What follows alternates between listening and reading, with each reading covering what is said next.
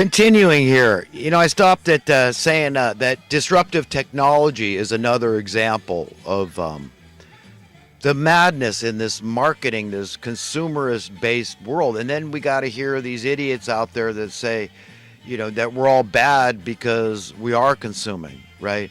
But they won't talk about, planned obsolescence and disruptive technology. I mean, there are some undesirable jobs, I'll admit. I mean, look what roofers have to go through. A hot summer day, they're up there roofing. Everybody wants their roof roofed in their houses roofed in the, when it's dry out, right? They all know that that's the best time. So, they're not having roofs done this time of year when it's cool out. But picking up dog crap, there's another example of what I'm talking about. But look, you could run a contest, say, hey, let's see who can come up with the best automated pooper scooper, make it fun. And I could really see that taking off. And, so it's able to go through a yard and determine where all the crap is. Even if there's leaves on the ground, it can roll over the leaves mechanically and sense where the crap is, right? And then it could scoop it up and put it directly into a bag. And, the only thing that the homeowner has to do is refill the bags. And maybe it's got some method of rinsing itself off, right, afterwards, like you would rinse off any pooper scooper, right? So you maybe have to add water once in a while, something like that. But, that's just right off the top of my head. That's just one example of jobs that are undesirable that we could have machines replace us with. And the ones we want to keep, we keep. Like, if we don't feel good about automated trucks on the highway, we the people don't have to have that. If we don't like automated vehicles on the highway, self-driving I'm talking about, vehicles on the highway, then don't have it. Okay, I'm sure as hell. I mean, I don't know. I know very few people that are willing to let a machine, software and computers take over the steering wheel of their car. Okay, people aren't going to go for that. Good. So there's encouraging aspects about people's, the direction of their thinking, and they're seeing through the scam. They saw through that scam of '08, even though the powers that be at that time had the critical mass they needed to legitimize illegitimately, because anything that goes against the will of the people is illegitimate. So that bailout of '08 was illegitimate to me. In my mind, it was unconstitutional. It was wrong. I mean, I could just go on and on and on with expletives and adjectives about how I feel about that. But you know what? It sucks, man, and it was evil and wrong. And to me, that was the final nail in the coffin. Okay, that was it. But now, Trump, maybe he's going to turn it around and resurrect things. But it's gonna be painful for some people. Pain is not optional. That's mandatory. Like I started talking about at the beginning. So there's going to be some people that are going to feel some pain. Okay, but we've got to all just get together and be honest. We've got to really realize how the vast majority of jobs in society are totally unnecessary. They're unproductive. They revolve around the problems of society continuing, being maintained, and to a lot of people, hopefully proliferating because their job security depends on the problem. And it all comes down to this wealth and income disparity, this imbalance, and the poverty, the subsequent poverty that's created. It all comes down to that. All the crime, the vast majority of crime is being induced because of desperate extreme poverty. So take away desperate extreme poverty, yes, and you'd save the taxpayers a fortune. So as liberal as an idea that sounds, a minimum guaranteed income, it turns out to be very fiscally conservative and prudent. So who is going to argue with me? And if you are, have something logical to say. Say, well, yeah, you're willing to do the math with me. Let's do it. You're going to talk about minimum wage, what it ought to be. If it had the same buying power as minimum wage, forget the numbers. But if a minimum wage job today had the same buying power of a minimum wage job 55 years ago, okay, and you're gonna say that's progress, I'm going to call you an idiot or a liar, and I'm going to be right. Okay, that's it. So, I mean, if you're going to be honest with me, then you'll say he's right. That would do it. Could you imagine? But then say, well, wait a minute. Look, all these jailers and all the law enforcement and all the court clerks and judges that would lose their jobs if crime plummeted because you ended desperate poverty. Do you see the madness? Do you see that? That's just one industry I'm talking about. Let's just talk about the criminal industrial complex. Okay, that's just one. We got the dead industrial complex. 25% of Americans are employed in the financial services industry to some degree. That's non-productive. What are they really offering us? They don't have any goods or services or combination thereof that's really important. If we didn't need to borrow money, if we were able to save enough on our own to buy our own houses, who needs it? This big sponge leech middleman in there. Okay, and there's another industry. That's just one more industry. And then look at the dubious warfare industry. That's massive. So I'm fine with a good righteous war. Let's go kick Hitler's butt, sort of thing, you know. And you don't have to conscript men, just like Smedley Butler, the highly decorated Marine Corps general, spelled out. He said, look, your pacifists are your fiercest fighters when the chips are down. So don't worry, you know, we don't have to, you know, raise a bunch of warmongering types out there that are willing to, you know, just be owned by the military and do what, you know, your boss tells you to without question. I mean, no, we don't need that kind of thing. That's what his Nazis were doing. All right, and we don't want, how to identify a dubious war is one where we got 22 guys a day coming back and taking their own lives. That, my friends, is a dubious war. Okay, and that is the evidence. That's the litmus test. You didn't see that with the Korean War. We didn't see that with the Second World War, First World War. None of this stuff happened like this. So we're getting into these dubious wars, and the way that they're able to do that is that financially stressed. People are, you know, they're looking for work. The military isn't saying come and serve for free. It's a charity, right? Even though they could enlist a lot of people like that. We all know, look what Habitat for Humanity, all the volunteers they enlist. Look at all the soup kitchens. Look at all the Salvation Army and on and on and on. All the churches that enlist all these volunteers till they're falling over themselves trying to help out. You know, so the labor is there. The willing workforce is there. We don't need this crap. And then lastly, like the four corners of the pyramid, I mean, we got the welfare industrial complex, right? Social welfare industrial complex. And in my mind, they're the last agency to go. They're the ones that are going to be last man standing sort of thing, because we could get the dubious wars to fall away. We could get the crime to fall away. We could get the debt to fall away and all these jobs. But you know what? I'm not trying to hurt anybody. So I say that's, again, nobody has to fear. Nobody should have to live in fear of financial ruin, financial desperation. That's satanic. Okay, so I'm not suggesting that for anybody. I'm saying, look, if we did useful, productive jobs, there'd be such a superfluity, your head would spin. So yes, according to capitalist laws of supply and demand and free market, you're going to see your cost of living go to zero practically. And over time, yes, zero. We don't need money. We don't care about money. It's not a means to facilitate exchange.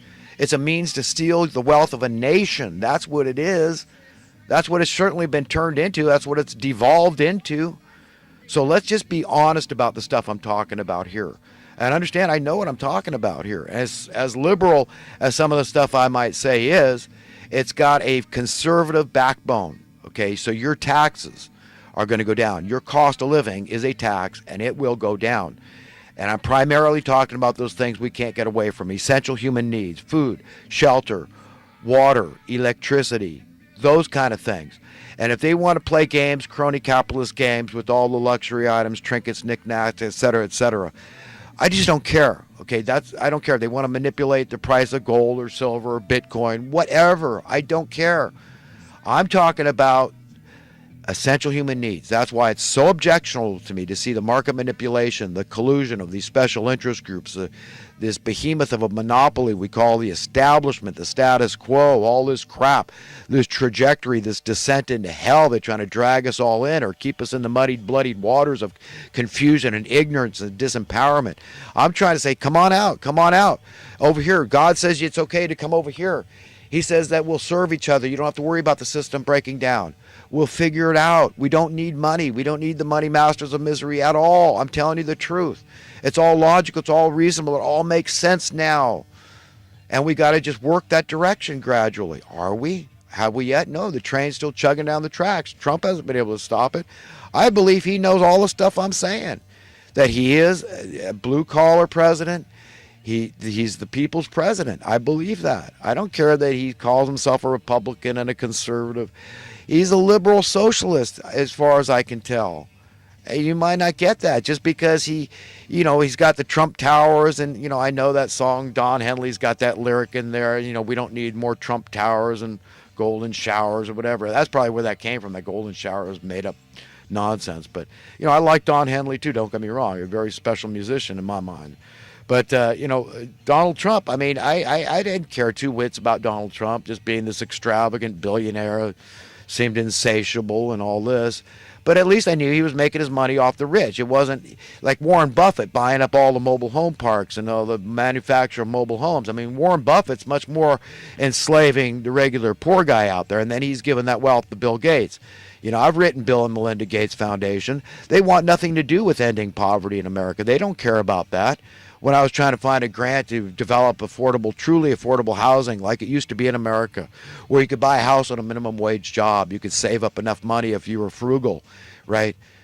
And you could have that lifestyle. You could enter the middle class, because you're not going to enter the middle class unless you're at least a homeowner, right? That's what it's all about. That's getting ahead. That's the American dream. Home ownership, entering the middle class, getting ahead, all that good stuff that we all want. No, that's just gotten farther and farther out of reach. So I think I've made my points on these things, and boy, I guess I should get into some of the current events from this past week. I was a little hard on Roger Stone, I thought, last week. I mean, for all I know, maybe JFK was behind it. I remember as a child, my dad, I think he believed the Republicans were responsible for the assassination of JFK.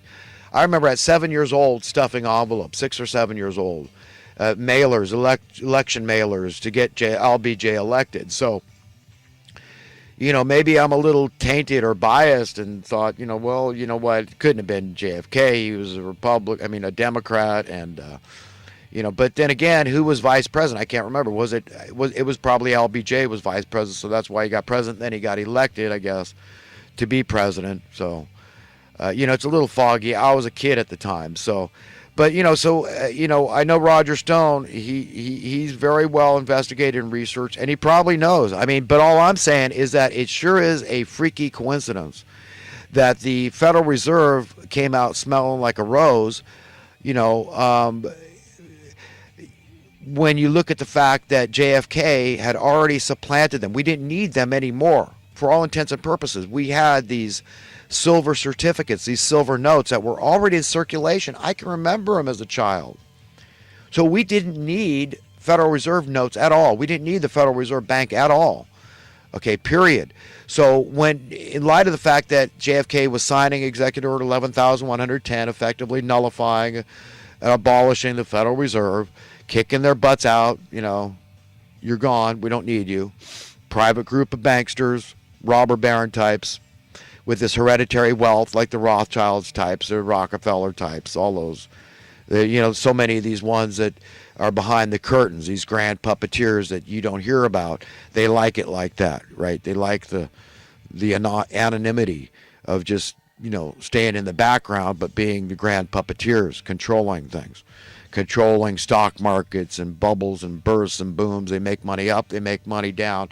They just don't care, just so it keeps the place wrecked up and doesn't allow people to enter the middle class, that it makes sure it reinforces poverty. And so don't ask whether this is progress or regress. It just is. It's just we're incompetent, or we got to keep people hungry, and this is how capitalism works. Blame capitalism if you don't like it. So if you're a dirty commie, get out. But it's just going to get harder and harder and harder. We're going to keep raising the bar. We're going to keep making the nut harder to crack. It's going to get harder and harder and harder to enter the middle class. And home ownership is going to get harder and harder and harder. And that's just the way it is. Don't question whether it's progress or regress and what we audit or not, or whether it's incompetence or deliberation, or, don't ask any of those questions. Just let us do what we wilt, and you suck it up, okay? So... But yeah, Roger Stone, maybe LBJ, I don't know if he was calling shots. I don't know how powerful he was. All I know is for $50, you could probably find a guy as a hitman because he needs a fix. So I want to know who really hired him to do that. Was it because LBJ just wanted to be president so much? I mean, that would be his only motive, right? Because I just think it's just convenient that the Federal Reserve is thriving to this day. We're not talking about Executive Order 11,110. The mainstream media is radio silent about it, and it just, to me, it stinks to high heaven. Okay, something doesn't smell right in Denmark, I guess they say. Something reeks. Something stinks in Denmark, right? And it's this fishy business. So, yeah, they shouldn't be a hint of impropriety, of corruption. Just a hint would have been enough. So that's it, man. You murdered a beloved American president, whoever did it, and these people stood to benefit or thought they did. I'd say, no, you're gone, man. You're gone, Federal Reservists. We don't need you. We can print our own